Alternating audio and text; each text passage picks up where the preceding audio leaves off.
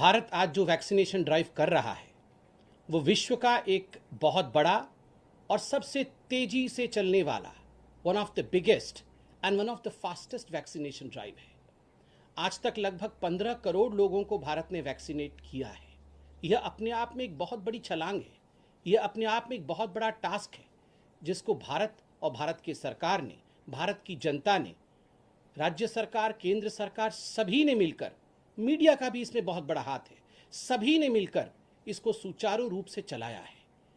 बंधुगण, मैं एक बात कहना चाहता हूं कि इसका दारोमदार आप सभी नागरिकों पर है कि किस प्रकार से इसमें इस भ्रमजाल में नहीं फंसना है। आज हम तथ्यों को समझेंगे कि जो भ्रम फैलाने की कोशिश हो रही है आखिर वो भ्रम क्या है और सत्य क्या है। ये जो वैक्सीनेशन ड्राइव शुरू किया गया है भारत में, केंद्र सरकार ने जो वैक्सीनेशन पॉलिसी अपनाया है, यह एक्सपर्ट्स ने अपनाया है, यह एक्सपर्ट्स ने बनाया है। और किस आधार पे बनाया है?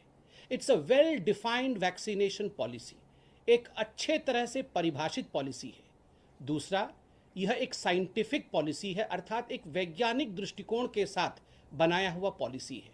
और तीसरा और बहुत महत्वपूर्ण है, ये WHO द्वारा जो निर्धारित गाइडलाइंस है, उन गाइडलाइंस के माध्यम और उन गाइडलाइन को मद्देनजर रखते हुए बनाया हुआ वैक्सीनेशन पॉलिसी है। तो किसी ने आर्बिटरीली, किसी ने अपने मन मुताबिक, अपने मन के हिसाब से ये वैक्सीनेशन पॉलिसी या वैक्सीनेशन ड्राइव नहीं बनाया है। एक साइंटिफिक बेसिस है इसके पीछे।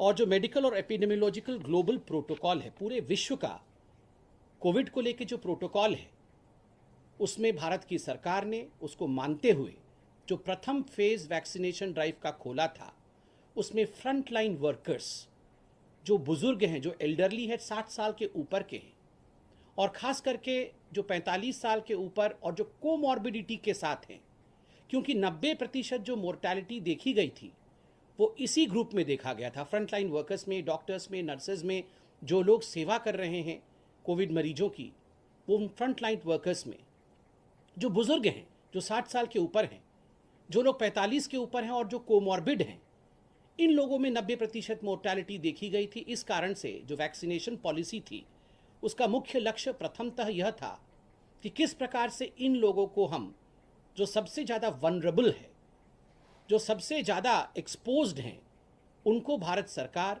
उनको हम कैसे बचा सके। इसलिए सबसे पहले सर्वप्रथम इनको वैक्सीनेट करना है। ये प्रोसेस सही चल रहा था। This whole process was gradually progressing and evolving as well. बंधुगण, उसी बीच कहीं ना कहीं मुझे दुख के साथ कहना पड़ रहा है कि राजनीति का भी प्रवेश हुआ। ठीक है, कंस्ट्रक्टिव क्रिटिसिज्म बिल्कुल होना चाहिए, मगर राजनीति के अंतर्गत कुछ 3-4 मांगे रखी गई।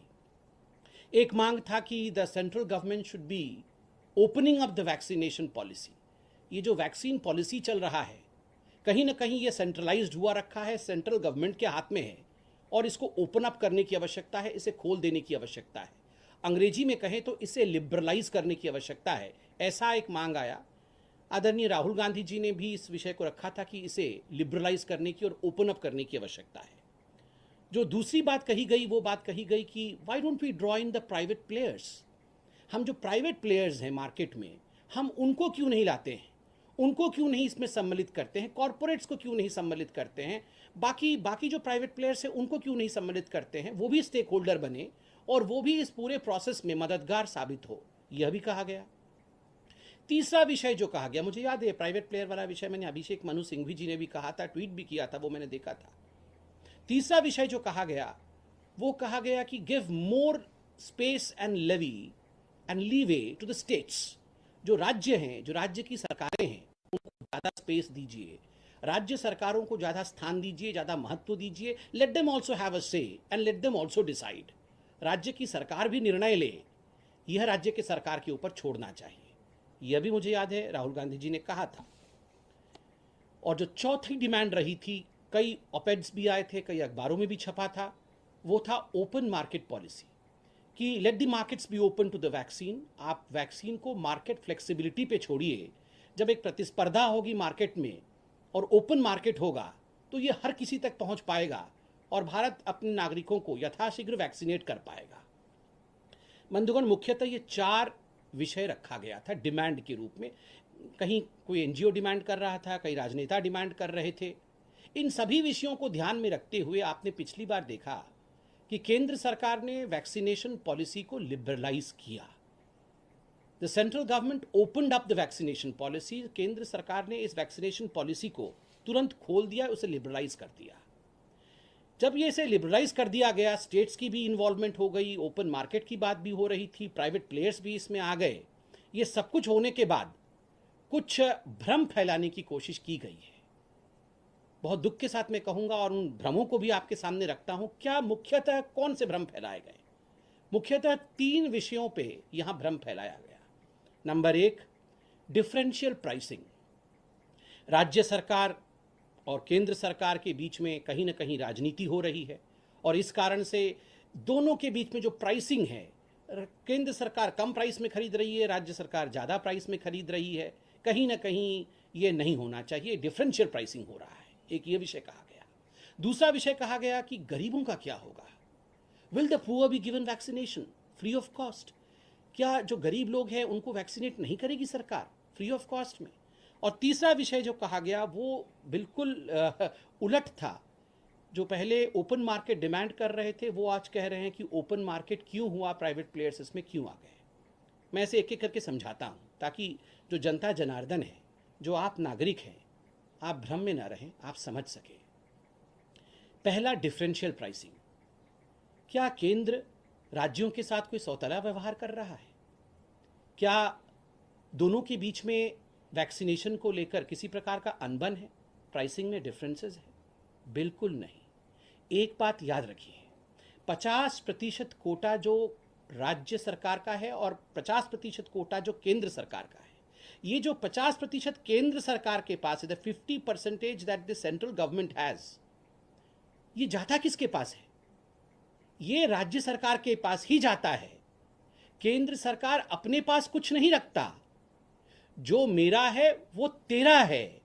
अर्थात 50% जो केंद्र का है, केंद्र के कोटे से जो वैक्सीनेशन आता है, जो वायल्स आते हैं, वो किसके पास जाता है? वो राज्यों के पास ही जाता है। राज्यों को मुफ्त दिया जाता है। 45 साल के ऊपर, 60 साल के ऊपर जो डॉक्टर्स हैं, जो फ्रंटलाइन वर्कर्स हैं, जो प्रायोरिटी लिस्ट मैंने आपको बताया, जो गरीब हैं, इनको मुफ्त लगता है। जो वनरेबल हैं, इनको मुफ्त लगता है। तो राज्यों को वंचित नहीं रखा गया। ये जो प्रोजेक्ट किया गया कि केंद्र अलग है और राज्य अलग है, ऐसी बिल्कुल कोई बात नहीं है। राज्यों को केंद्र ही देती है ये कोटा और जो कुछ भी केंद्र के पास है वो राज्य का ही है। जैसे कि मैं दिल्ली में वैक्सीनेट हुआ, मैंने अपने दोनों डोजेस दिल्ली में लिया। केंद्र के कोटा से आया होगा, किसके कोटा से आया होगा, मगर दिल्ली में लिया ना। तो ये जो केंद्र ने भेजा था जो कोटा, क्योंकि उस समय ओपन अभी भी नहीं हुआ है, 1 तारीख से होगा, तो ये तो केंद्र का ही कोटा था जो दिल्ली के किसी अस्पताल में हमें वैक्सीन के रूप में लगा। ठीक उसी प्रकार झारखंड में हो, छत्तीसगढ़ में हो, महाराष्ट्र में हो, उड़ीसा में हो, अगर वैक्सीन वहाँ लग रहे हैं आज, तो केंद्र ने कोई अपना कोटा हाथ में पकड़ के नहीं रखा हुआ है, राज्यों को दिया हुआ है। और राज्य वनरेबल को, जो गरीब है, उनको लग रही है, केंद्र की तरफ से ही लग रहा है। इसलिए केंद्र और राज्यों को अलग अलग करके देखने की ये जो बात हम कर रहे हैं, एक कहीं ना कहीं राजनीति के अंतर्गत ये जो हम भिड़ंत करवाने की कोशिश कर रहे हैं, हाथ जोड़ के निवेदन है पार्टी की ओर से भी, और सबसे बड़ी बात है मनुष्यत्व की ओर से, ये भिड़ंत कभी नहीं करवाइए।